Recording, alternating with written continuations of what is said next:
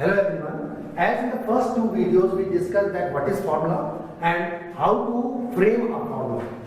Today we will understand another aspect of it, that every equation or the algebraic expression can have one variable, two variable and maybe more than two variables. Variable I already told you is either x or y or p or q or any term which is basically unknown to us. Like here we are saying 2x is equal to 10 minus 3x. We know that there is only one value x which is unknown to us. Here also there is only one value x which is unknown.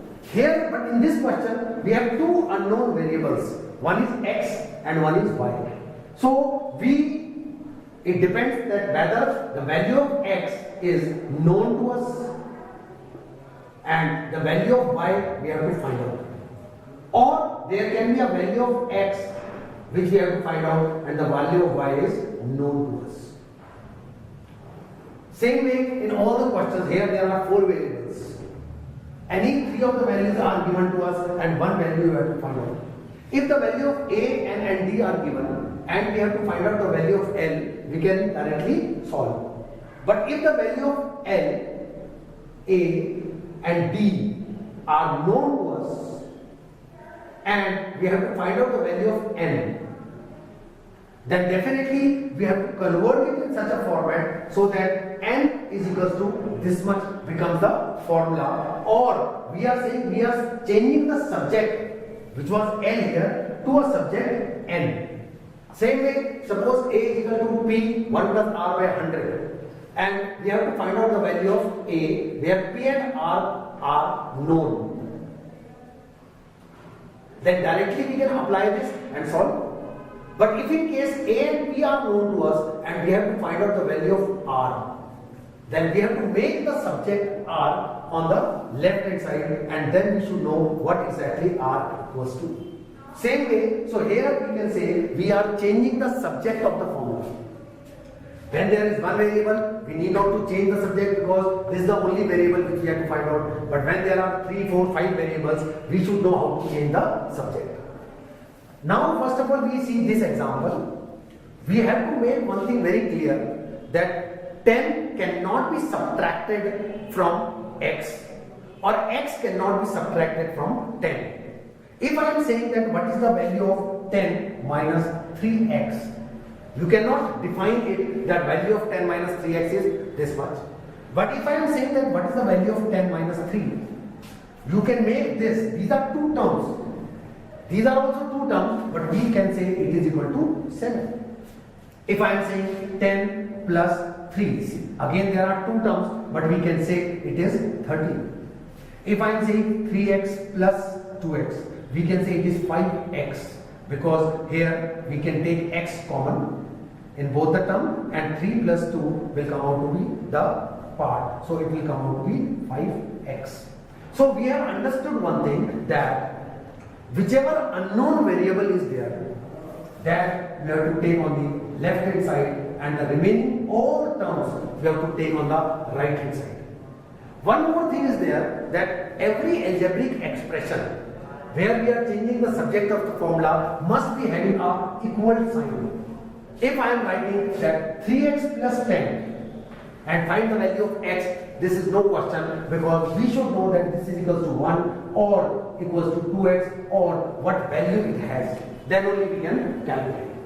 So first of all we have to understand that whenever something goes from left hand side to the right hand side or from right hand side to the left hand side, the plus or minus sign has to be changed to the respective. Suppose I am saying 2x is equals to 10 minus 3x, I can put it 2x plus 3x is equals to 10.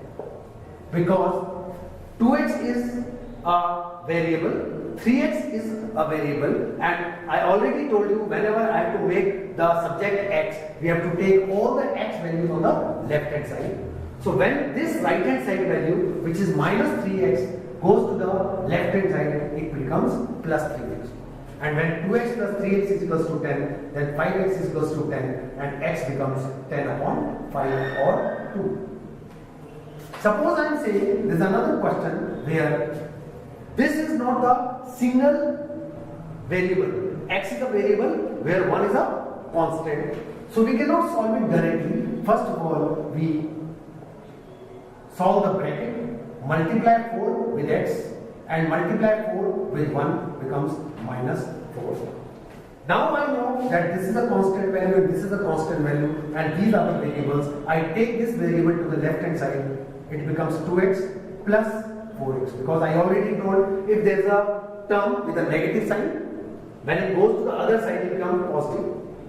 If this is a positive term, then it goes to the negative, another side it becomes negative. It becomes 10 minus 4 or 6x is equal to 6. The value of x becomes 6 upon 6 as 1. If I am saying there is one variable with the numerator and the denominator, or I am saying this is a fraction, when there is a fraction term, then it can also go on the other side. But we have to understand a logic. If a upon b is equal to c upon d, as we have discussed in the proportion, then we can cross multiply them and a multiplied by d becomes b multiplied by c. We can directly multiply them in the numerators. So 2 the value 3, I can say it is 3 upon 1. Cross multiply we do, it becomes x is equals to 6 directly after cross multiplying the terms. Again, when we are talking about the example like half x plus 3 is equal to 5, this is one term, this is a constant term and this is also a constant term. So first of all I have to take this constant term on the right hand side, it becomes half x equals to 5. With this plus sign, when I am going on the other side it becomes negative, becomes 5 minus 3, or half x becomes 2, the value of x becomes 4 by cross multiplying it on the other side. We can take the example 2x plus 3y is equal to 10, where x is known and y value we have to find out. So basically when I am saying the value of y we have to find out, we can write it 3y is equals to 10 minus 2x. And when I am saying the value of y, so this is 10 minus 2x, by cross multiplying it will come on the denominator side of 10 minus 2x becomes 10 minus 2x upon 3. So this is basically the framing of formula. Suppose I am again changing the subject of the formula to x, it becomes 2x is equals to 10 minus 3y and the value of x becomes 10 minus 3y upon 2.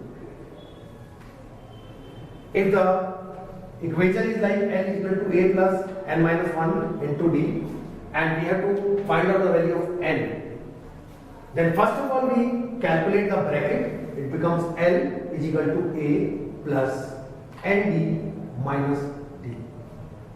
And I already told you whatever subject I have to make, that I will take on the left hand side. So it becomes minus nd is equals to a minus d.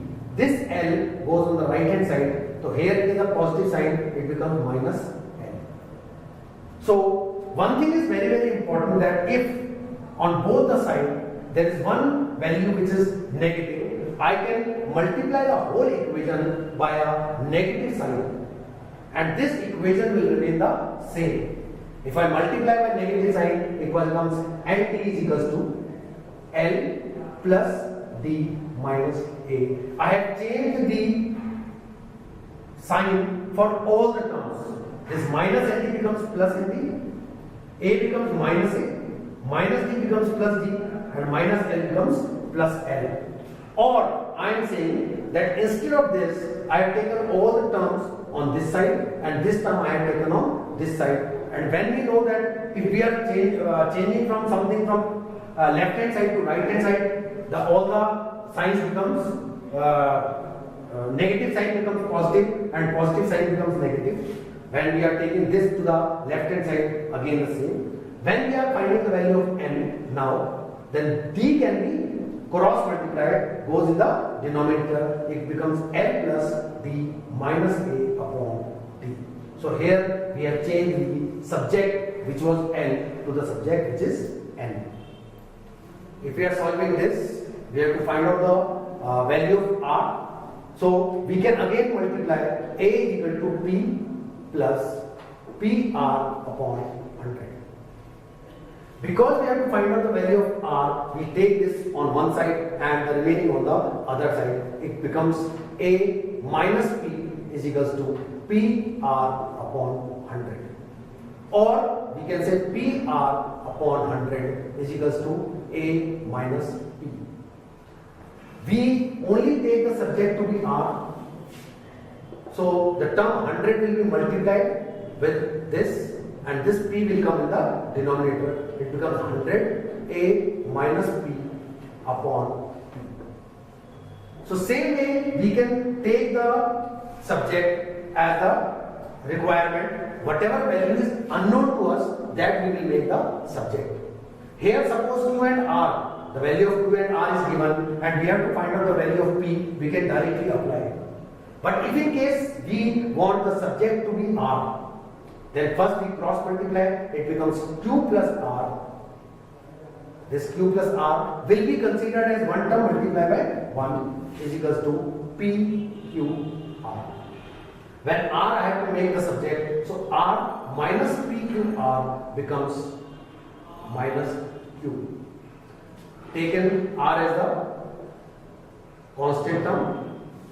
As we can see here that if 3x plus 2x is there, then x we can take common and the remaining value has to be multiplied. Same way it becomes minus Q and the value of R becomes minus Q upon 1 minus P. So this way we should know how to change the subject in any of the question of formula.